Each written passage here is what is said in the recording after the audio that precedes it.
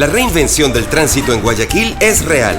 Los 20 primeros buses eléctricos son reales. Los sensores para monitorear apertura de puertas y los botones de pánico en los buses son reales. Las cabinas y los equipos técnicos de la aerovía llegaron desde Francia y son reales. Las 150 nuevas rampas en buses especiales para pasajeros con discapacidad son reales. Cumplimos lo que hemos prometido, pero iremos más allá.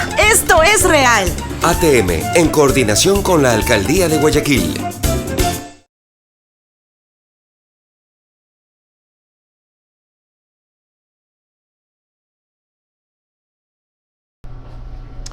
Bienvenidos todos, muy buenos días. Yo soy Anderson Boscan. Esto es News & Coffee, el programa de entrevistas de La Posta para revisar la coyuntura política y la actualidad nacional. Hoy miércoles 16 de enero del año del Señor 2019. En Il Barista, en la República de Amazonas, donde nos sirven el café de la mañana. Un agradecimiento especial a las marcas que nos acompañan. Il Barista, por supuesto. Carlos, ¿qué tenemos para hoy? Hoy tenemos un White Mocha con café de Loja, variedad Caturra. White Mocha con café de Loja. Desde Loja me lo han traído, desde la tierra de Luis Eduardo Vivanco. La Cooperativa Andalucía y su tarjeta de débito con la que podemos pagar la cuenta. Úsala bien, Carlos. Acá te la dejo. Listo, gracias. Hyundai, que nos acompaña a hacer un periodismo independiente desde el principio, y por supuesto la ATM Guayaquil, que se suma al club de marcas que apoyan el periodismo independiente en La Posta. Revisamos los hechos en caliente.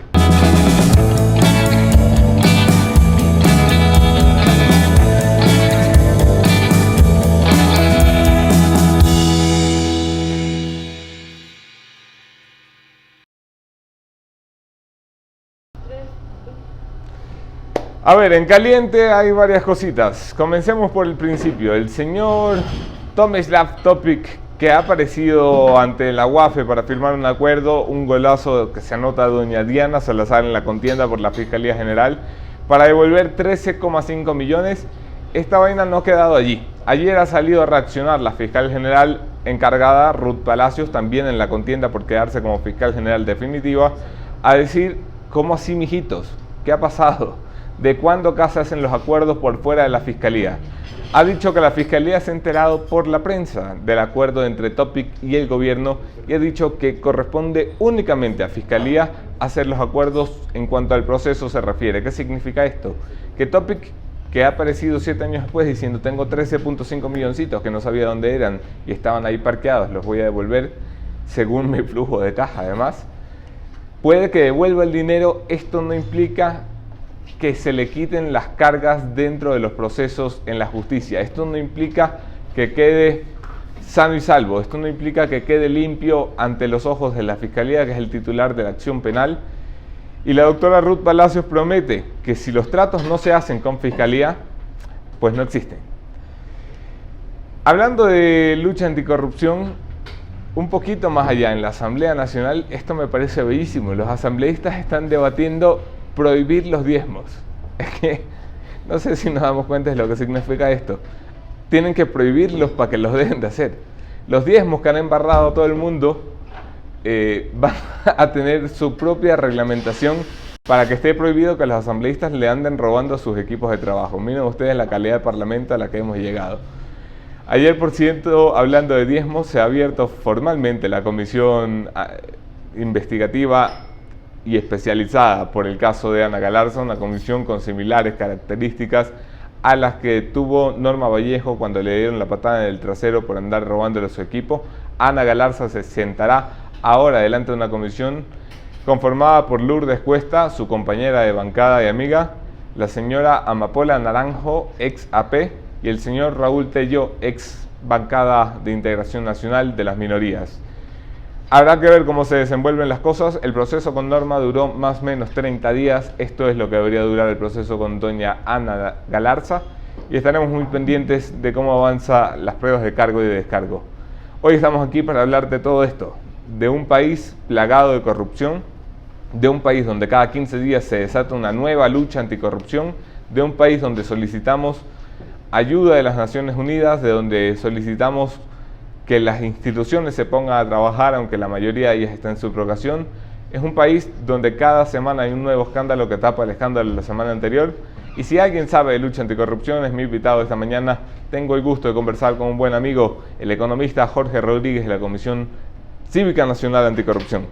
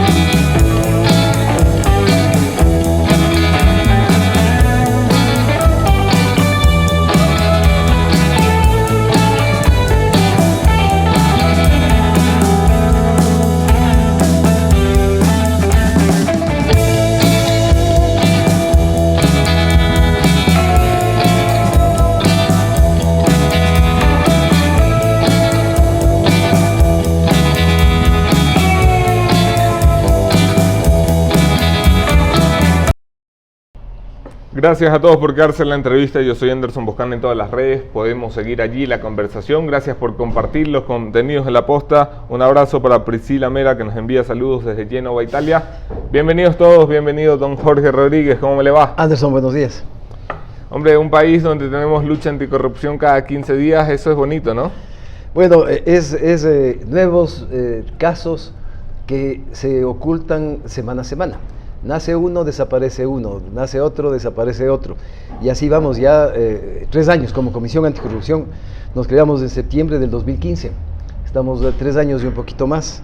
Y lógicamente vemos con un poco de desesperanza el tema que no hay la verdadera acción por parte del Estado en todas sus funciones para de manera coordinada poder hacer un combate real en contra de la corrupción. Esta semana se habían despertado muchas ilusiones con el anuncio del gobierno que decía hemos recuperado o vamos a recuperar los primeros milloncitos de lo que nos han robado, 13.5 millones que el señor Topic se había dado cuenta que tenía y que no sabía que venían de la corrupción según la versión del señor Topic. ¿Cómo leías un anuncio como este el lunes por la mañana? Bueno, yo sabía ya esto con bastante anticipación, que se trataba de recuperar una gran cantidad de fondos, sobre todo en una sola cuenta. Y evidentemente el momento político en sí mismo ha obligado a que de parte y parte tengan un provecho muy importante, diciendo que sí se está combatiendo la corrupción y obteniendo dinero, porque esto le beneficia al gobierno en primer término, al que se le ha venido criticando durante ya muchos meses en que no hay una acción fundamental para la recuperación. Claro, lo que la gente le reclama es dónde está la plata, dónde está la plata. Le apoya también a Diana, que es una extraordinaria mujer, que ha hecho un trabajo magnífico, y lógicamente le pone también un poco en confrontación con la Fiscalía, porque la Fiscalía asume como su responsabilidad por ley el llegar a ese tipo de acuerdos. Entonces, lastimosamente, digo yo, aquí aparecen temas que suceden por efectos de que hay intereses traseros. Pero de todas maneras yo creo que está bien en lo que está pasando en este momento. La contradicción entre Ruth Palacios, fiscal general, y Diana Salazar, directora de la UAFE, ¿es una contradicción de forma, quiero decir, porque no se involucró a la Fiscalía en el proceso, o es una contradicción de pre-campaña para la Fiscalía General? Mira, ver quién se lleva el punto. Atrás de este caso están 3 mujeres que son absolutamente transparentes. Ahí está Ruth Palacios, está Diana Salazar y está la fiscal encargada del caso de Topic. La fiscal encargada del caso de Topic es una mujer que... Ivonne Proaño me parece que es. La doctora Proaño, que la conoce la gente por ser transparente. Es una mujer un poco osca, según me cuentan, es un poco agria, no tiene confianza en su entorno, pero adicionalmente hace las cosas bien hechas. Entonces, nos enfrentamos con 3 mujeres de este momento que han dado muestra de que realmente sí son distintas de aquella mafia que vino ocultando las cosas alrededor de los temas de la corrupción. Esas 3 mujeres, lógicamente, hoy día enfrentadas en un tema de próximas elecciones, que quien quiera que sea, cualquiera de las 2 que sea, yo me quedo contento. Evidentemente con Diana Salazar hemos trabajado con anticipación, la conozco y aplaudo absolutamente su trabajo. Entonces, yo creo que si bien cae un poquito mal esta posición, tanto del un lado como del otro lado, de todas maneras yo creo que le hace bien al país. Ahora, claro que los 13.500.000 que quieren hacer una devolución, no es una devolución, posiblemente es una consignación y a plazos, pero sujeto a que se determinen responsabilidades en contra de Topic. Vamos a eso. Ayer me acompañó tu hijo Felipe Rodríguez a Fiscalía como abogado, porque la Fiscalía quería saber de dónde venía el audio del presidente, y tuvimos tiempo para tocar el tema de Topic. Entonces él me salió con una frase que me gustó mucho, que es: ladrón que devuelve lo robado no deja de ser ladrón. Topic devuelve 13.5 millones 7 años después, según su flujo de caja, diciendo: yo no sabía que esto era dinero de la corrupción. ¿Eso le quita responsabilidades? No le quita responsabilidades. No le quita responsabilidades, pero me preocupa los temas de alrededor de todo este proceso. Por ejemplo, el informe de Contraloría. El informe de Contraloría establece un periodo desde el año 2012 al 2017. No hay una sola responsabilidad administrativa, civil o penal. Entonces, Topic para llegar a un acuerdo con Diana Salazar de esta naturaleza, tiene que haber analizado bien las cosas.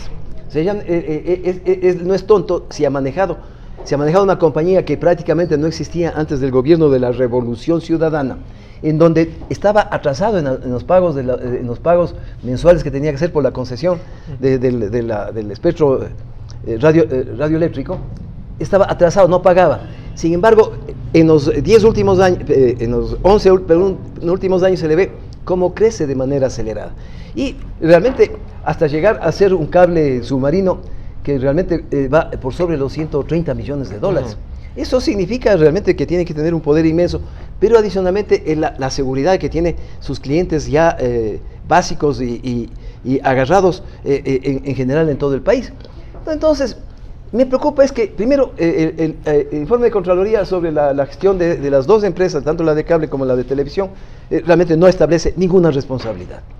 Luego de ello, en que la información que tenemos es internacional, porque esto surge de una declaración de Odebrecht. Sí. Pero hay empresas que están en paraísos fiscales y otra empresa que está en los Estados Unidos, que dicen que no son y que sí son, pero también hay empresas chinas vinculadas al tema y ahí es donde me preocupa, en donde conozco que hay un documento que viene de la China, en que quita todo tipo de responsabilidad Así es. a este señor Topic. Así es. Y lógicamente, entonces vea usted cómo se fue configurando un espectro que le da debilidad para un proceso de seguimiento y determinación de responsabilidades. Entonces, por otro lado, ¿qué dice el Servicio de Rentas Internas? El Servicio de Rentas Internas no dijo nada antes, cuando estaba el señor que ahora está de candidato para algún cargo en la provincia de Manabí. Don Leonardo Orlando. El señor Orlando. Entonces, no hay el entorno suficiente. Yo creo que esto puede estallar siempre y cuando tengamos una colaboración eficiente de los propios Estados Unidos. Yo creo que esto es importante también, el tener a la empresa internacional que hace el seguimiento del dinero. Porque acá va a ser complicado de que el Ecuador, con estas penurias tecnológicas y de dinero, podamos hacer una verificación. Entonces yo plantearía, es que este tiene que ser uno de los casos que tiene que ser verificado por aquella empresa que sea contratada o que ya está contratada por el propio gobierno. Vamos a eso, el gobierno ofreció 6, 7 meses atrás la contratación no de una, 3 empresas. Especialistas en auditoría forense, en poder mirar cómo se movían los dineros. De hecho, lo anunciaron voceros de gobierno en este mismo programa y decían, es que ya están contratadas, no podemos dar el nombre, pero ya están contratadas. Sí, contratadas estarán, lo que no vemos es resultados. ¿Es normal que esto tome tanto tiempo o el gobierno nos está bloqueando con la contratación? Un poco también funciona la inestabilidad que hemos vivido en esta transición de este año y medio, o 2 años que va a cumplir ya mismo Lenín. El cambio de funcionarios en sí mismo nos ha perjudicado el tener una progresividad en las acciones. Todavía me queda la esperanza hasta fines de esta semana. Veamos qué pasa en la subsiguiente. Y le digo por un hecho que no lo puedo hacerlo público este momento, pero de todas maneras, en donde veo que el gobierno despertó y se da cuenta de que es necesario para ganar credibilidad que ha perdido inmensamente en los últimos meses, el encontrar algo que le signifique darle un poco de aliento en su aceptación de la gente. Porque la primera declaración de la Procuraduría de que obtuvieron $35,000, creo que era, ¿no? Sí. Era realmente ridículo, vergonzoso. 47,000, me parece. Alguna cantidad así. Daba tanta vergüenza cuando se olvida la cifra. Así es. Entonces ahora aparece esta otra cantidad que no es que ya nos están depositando en el banco el día de mañana, ni podemos usar. Primero hay que demostrar que ese dinero es ilícito. Y si no demostramos que ese dinero es ilícito, no es del Estado todavía. En definitiva, el señor Topi, que aparece como el santo de las 1000 vírgenes, está apareciendo como que nos da en consignación el dinero antes de que le descubran. Pero él evidentemente conoce todo el entorno atrás, que a la larga le va un poco a beneficiar, si es que no tenemos información adicional a nivel internacional. El acompañamiento de las Naciones Unidas era otra de las grandes promesas del gobierno. Sus voceros, que en un principio planteaban una comisión a lo Guatemala, terminaron por cambiar por un acompañamiento en proyectos específicos o en temas específicos. Fue el caso de la semana pasada, las 5 obras del sector petrolero que ya habían sido denunciadas por gente valiente, por la Comisión Anticorrupción, por periodistas de investigación, Juan Carlos Calderón, Fernando Villavicencio, por el trabajo del Expreso, donde estuvo este servidor en algún momento. Fue ratificado esto por el informe con acompañamiento de Naciones Unidas. Se abrió allí una vía que el gobierno ha prometido extender a nuevas áreas. ¿Qué tan cerca y tan positivo ves el acompañamiento de Naciones Unidas? Hoy a las 10:30 tenemos una reunión justamente con Naciones Unidas como Comisión Anticorrupción. Y esto surge a partir de la necesidad de hacer no solamente una CICIG, que es vergonzoso que los ecuatorianos continuemos todavía genéticamente pensando en que el extranjero es mejor, porque hay que entender qué es la CICIG. La CICIG surge luego de un proceso de descomposición de Guatemala, en donde no tenían ninguna estructura de tipo de jurídica incluso, y necesitaban un apoyo internacional. Viene Naciones Unidas, instala justamente esta comisión internacional, en donde es el alto comisionado de Naciones Unidas el que designa un representante, y siempre es extranjero. O sea, queremos que vengan acá Naciones Unidas y nos ponga a Juanito Pérez, venezolano, para que dirija el control a la corrupción. Están locos. La posición de Lenín Moreno en eso es correcta. Es decir, no queremos una CICIG porque no tenemos las mismas condiciones históricas que tuvo Guatemala. Hoy el Ecuador es otro y adicionalmente nosotros tenemos que resolver nuestros propios problemas. El tema es que... pero la CICIG es lo que ha permitido que un presidente, sí, un vicepresidente pero en otro país, cárcel, con otras, ¿no?, condiciones diferentes, con otras condiciones absolutamente diferentes. Yo no defiendo aplicar y robar la fórmula, digo que la fórmula les ha funcionado ya. Acá, ¿cómo debe funcionarnos? Que vengan los de Naciones Unidas, porque están ya desde hace más de un año. Sí, están hace más de un año. Hace más de un año el gobierno hizo el contrato para los 5 proyectos. Hizo el contrato con Naciones Unidas a través del PNUD. PNUD hizo el concurso internacional con empresas internacionales para que digan y demuestren que no es retaliación política ni persecución política, sino que es cierto. Son empresas internacionales las que están diciendo aquí hay sobreprecio, hay barbaridades que se hicieron en esas 5 obras. Ahora, ¿cuál debe ser el futuro? Estamos trabajando este momento con 2 entidades del Estado bien grandes, para efectos de que hacer una reforma estructural en lo que es el sistema de justicia. El sistema de justicia debe contar con una unidad especializada para el control de la corrupción, con fiscales de anticorrupción y con jueces de turno que hagan ese trabajo. En eso estamos. Ayer Zobeida Aragunde ya hizo una presentación de una parte del proyecto. Bueno, ayer se ha filtrado también la convocatoria de Ruth Palacios, disculpa que te corte, pero va de la línea. También. Ruth Palacios, la fiscal encargada, ha convocado a los fiscales Odebrecht del país para una reunión en la que precisamente ella quería delinear un poco el marco y decirles, ustedes ya tienen experiencia en un gran caso de corrupción, dedíquense a los casos anticorrupción. Porque a la Fiscalía, decía ayer Ruth Palacios, le faltan 400 fiscales, eso es una solución de mediano y largo plazo, pero tenemos fiscales especializados en corrupción, pues que se encarguen de los grandes casos anticorrupción. Ya, pero adicionalmente tenemos que ser de manera orgánica. El Consejo de la Judicatura tiene que sacar un mandato en donde se establece ya un proceso en conjunto con Naciones Unidas, pero no Naciones Unidas mandándonos ni manejando los temas ecuatorianos, sino acompañándonos y asesorando. Ellos tienen elementos internacionales que son muy, muy valiosos, o sea, no podemos desperdiciar ese apoyo internacional. Tienen unidades especializadas para la colaboración en ese tipo de temas. Entonces hay que tener la colaboración de Naciones Unidas, no que nos vengan a dar manejando, nombrando ellos a un colombiano para que hagan el control de la corrupción, o un peruano o un venezolano. Eso yo personalmente no acepto, porque es vernos todavía con el espíritu de siervos, y ese espíritu de siervos los ecuatorianos no lo tenemos.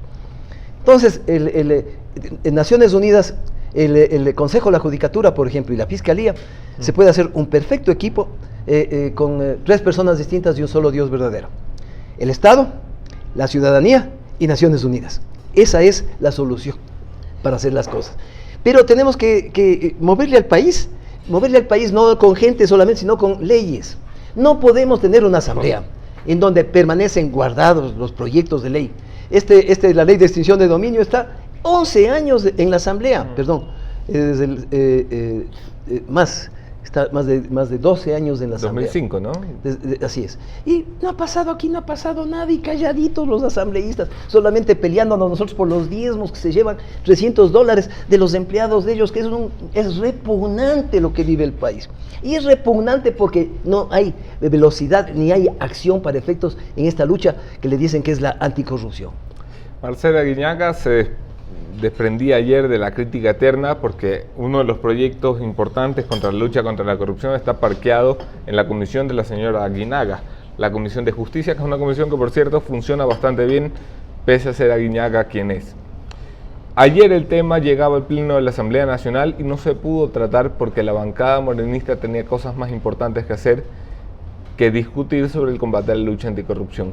¿Cómo es posible que la bancada de gobierno, con un presidente que sale en cadena nacional, casi a rogar que las instituciones funcionen, decida que tiene cosas más importantes que hacer? Pasamos de un avasallar del Ejecutivo hacia las demás funciones del Estado. Ahí meterle las manos es manipular, es manejar las demás funciones. En el gobierno anterior hubo una estructura jurídica de tal manera, pero no solamente jurídica, sino también de acción, en donde el presidente de la República era el emperador de todos los territorios. Y la Asamblea era el ministerio que procesaba las leyes. Así es. Entonces, pero hoy pasamos al otro extremo.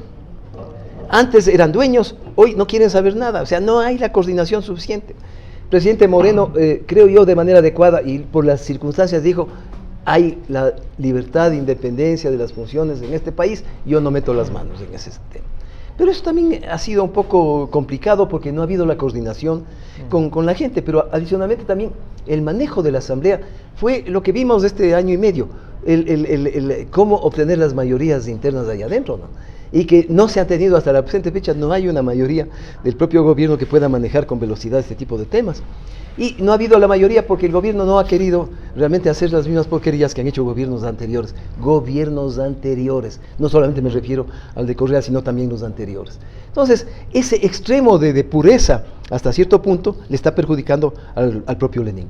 Totalmente, bueno, y de hecho la señora doña Elizabeth Cabezas ha anunciado ya su intención de reelegirse, no sé con qué méritos, si es evidente que allí dentro no hay una mayoría que funcione, no para el gobierno, para nadie, es que ahí no se impulsa ley de nadie, porque dime tú que si el cristianismo tomara la bandera, bueno, que la tome, pero es que no la toma nadie, las leyes siguen parqueadas. Así es.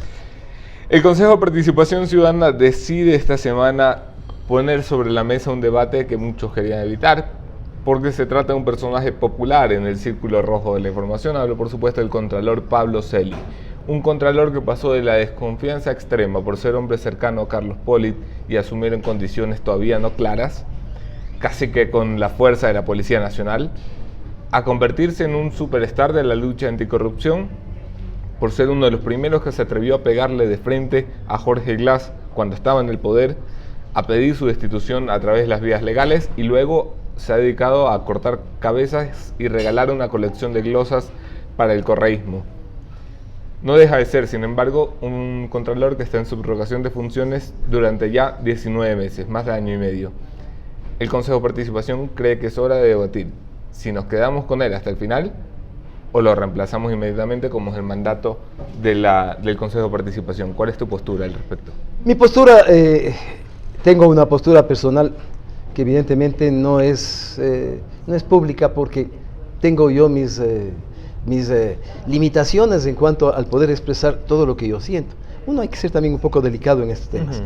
Y lo que digo este momento en definitiva es que él está haciendo un planteamiento que es regresarnos 10, 20, 30 años atrás. Él en esta intención de quedarse más tiempo está planteando la creación de un tribunal de cuentas, en donde varios funcionarios en un tribunal serían los que determinan las responsabilidades administrativas, civiles y penales. Esto ya tuvo el Ecuador hace algunos años y con un fracaso. Que a la larga le obligó al país que elimine eso y tome la responsabilidad con una persona. Ahora, evidentemente que el que sea una sola persona con las auditorías correspondientes tome una resolución es complicado, pero acá no depende de las leyes, sino depende de quienes están ahí adentro. El Ecuador ha tenido contralores de primer orden, gente que realmente hasta hoy se los recuerda, y le digo, uno de los más viejos, cuando yo todavía trabajaba en el sector público hace cientos de años, es Solón Espinosa, por ejemplo, que comenzó con la transformación de la Contraloría. Y de ahí vinieron una serie de funcionarios, mi ex suegro también, mi suegro ya fallecido, también fue Contralor General del Estado, en donde era gente honesta, gente transparente. Hombre, pero ¿no crees, Jorge, que es mucho poder en manos de una persona? Estuvimos 10 años con Carlos Pollitt, algo tenemos que haber aprendido. Hay exámenes que fueron santificados por Carlos Pollitt y que no hay Dios en esta tierra que pueda volver a revisarlo, porque eso ya fue sellado por el Contralor General de la Nación. Si esto fuera una cosa de 3, ¿no crees que habría menos posibilidades de Carlos Pollitt versión 2.0? Es que el Tribunal de Cuentas no está de una persona, no es un tribunal de 3, es un tribunal de 7 personas. Entonces la cuestión se vuelve más complicada. Y así fuera de 3. Si fuera de 3 en sí mismo, yo digo no depende de la estructura legal del país. Necesitamos gente que haga y diga las cosas que siente. La mujer del César tiene que ser y parecer honesta. Cuando el de arriba no roba, el de la mitad no roba y el de abajo no roba. En el gobierno anterior se democratizó el robo. Sí, claro. Robaban los de arriba, los de la mitad y dejaban que se roben los de abajo. Y eso lógicamente hace que hasta hoy día tenga una gran simpatía el expresidente Correa con ese montón de gente que lucró durante los 10 años y se llevó la esperanza de todo el país. ¿Pablo Celi debe terminar su periodo anticipadamente o debe dejársele terminar? Hoy decide el Consejo de Participación Ciudadana. ¿Tu postura? Mi postura mi postura no puede ser pública en este momento porque tengo un interés. ¿Sabes qué? Yo le dije a Lenin, yo quiero ser candidato, pero en una candidatura en donde quienes elijan esta comisión que sea elegida tiene que ser similar a la que el Consejo de Participación Ciudadana nombró para la elección de la Corte Constitucional. Esa es una condición, la primera tema. El segundo, que sepan que yo no soy funcional para ningún gobierno, para ninguna persona, y que yo, en la medida que tenga que hacer las cosas, yo le puedo denunciar a A, B o C, aunque sean mis íntimos amigos. Pero yo trabajo en función de los 17 millones de ecuatorianos. No hemos demostrado en los 3 años. Toda la trayectoria nuestra, y no de los 3 últimos años, sino de toda mi vida. Entonces, no puede permitir este momento en que se manipule, por ejemplo, un concurso. Suponiendo que abrieran hoy día el concurso, yo no voy a participar si es que yo no estoy absolutamente seguro de que va a haber una independencia absoluta. Los grupos de presión, los grupos económicos tienen demasiado peso, Anderson, en este país. Sí. Tienen tanto peso, es que necesitan a alguien que le muevan, como le estamos viendo al propio Contralor actualmente. Y eso sí lo digo públicamente. O sea, no hay independencia de función. Quien vaya a la Contraloría, que es el elemento fundamental, tiene que ser alguien que no se deje manipular de nadie, ni de grupos económicos, ni de grupos políticos. ¿Tú crees que Pablo Celi se deja manipular? Pero es evidente, pues él ha servido como instrumento al propio Ejecutivo para las cosas que el Presidente de la República no ha querido hacer. Y te digo, caso de la ministra de Finanzas, es ministra la gordita. Sí, sí. Te digo, el caso de Espinosa, el íntimo amigo. Sí, siempre él está para servir. Yo no iría a ningún puesto para servir a nadie, sino a los 17 millones de ecuatorianos. Y ese es mi problema. Como yo digo las cosas de frente, evidentemente yo no soy candidato de ninguna persona que tiene algún interés en la parte de atrás. Importante eso. Consejo de la Judicatura que mencionabas va a tratar de lavarse la cara de todas las embarradas que se han mandado en tan poco tiempo. El Consejo de la Judicatura de Transición dando un apoyo para una reforma que impulse un cambio real en la lucha anticorrupción. Estamos por tener un nuevo Consejo de la Judicatura que ha tenido casi 27, 28 impugnaciones, reducidas después de la comisión técnica a casi 6. ¿Confías en que el nuevo Consejo de la Judicatura va a estar a la altura para la principal tarea que debería haber en este país, que es reestructurar el sistema de justicia? Depende de quienes ganen. Este rato es un poco, tenemos una ruleta y no sabemos qué número vamos a tener.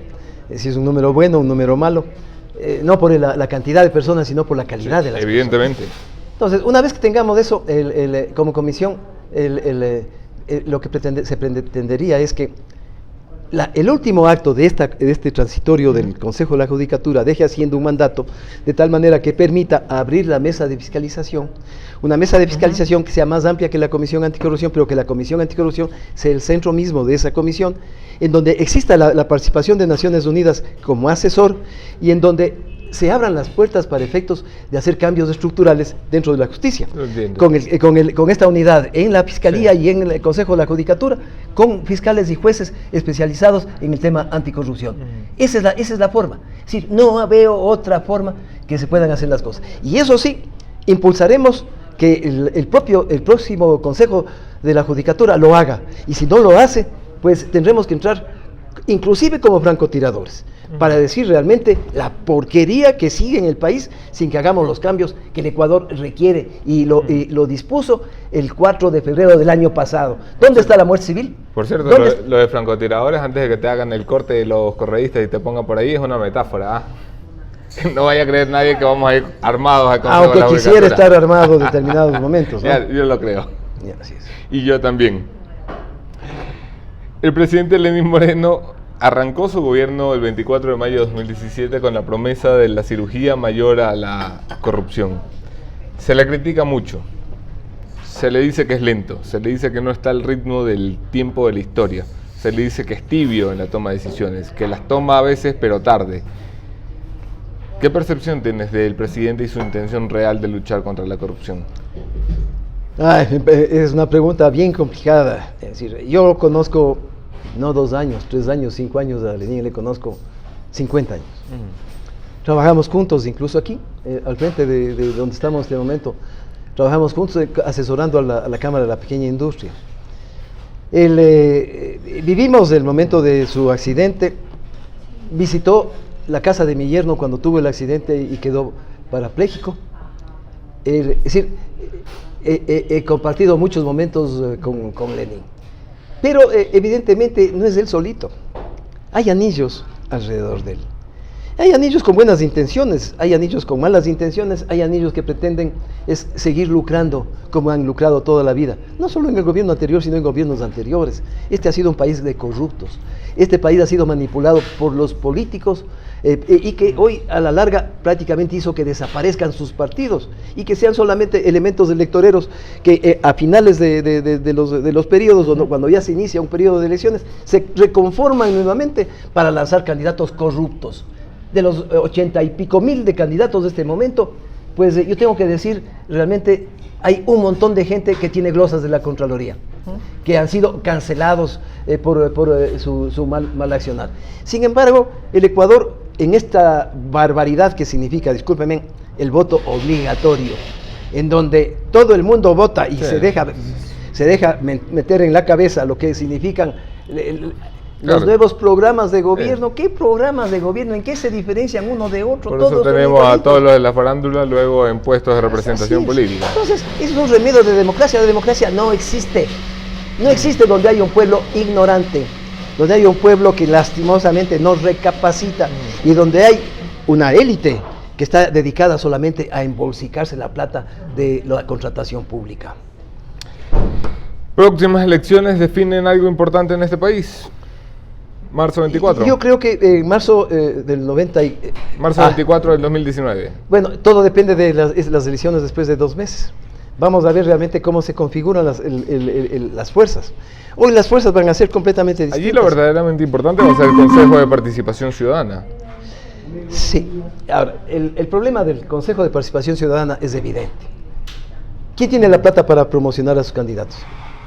Los que se llevaron 35 mil millones de dólares.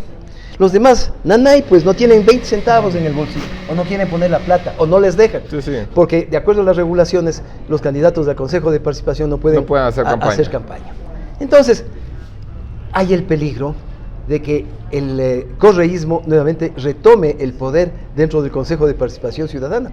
Entonces, ellos van a ser los que nombran los subsiguientes. Entonces, ahí creo yo que es necesario el comenzar a pensar ya en el cambio constitucional. Total. Que obligue básicamente a un remedito de democracia, porque es difícil hacer una democracia donde existe un pueblo que todavía no entiende las cosas con mayor oportunidad. Entonces, yo no confío en el nuevo Consejo de Participación. Tenemos varios amigos de ahí a los que yo quisiera promover, sé que son gente honesta, pero aquí dependerá también de algunas acciones que no dependen de nosotros. Hay una votación, hay Sí. una participación provincial. A la larga, esto va a ser bastante complicado. Hay que esperar a ver cuál es el resultado de ese consejo. Hay que esperar, pero hay que estar pendiente. Jorge Rodríguez, siempre es un gusto conversar contigo. Gracias por compartir este tiempo con nosotros. Anderson, muchas gracias. Gracias a ustedes también por conectarse. Enseguida, para terminar mi conclusión de esta mañana, el punto final.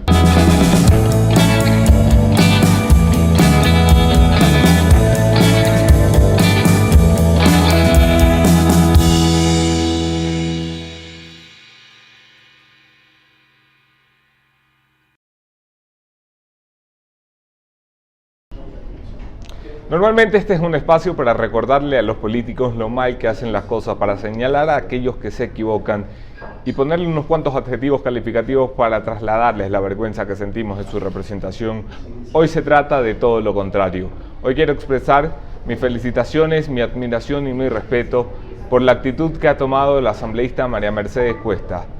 De las minorías en la Asamblea Nacional, representante del movimiento FE a nivel nacional.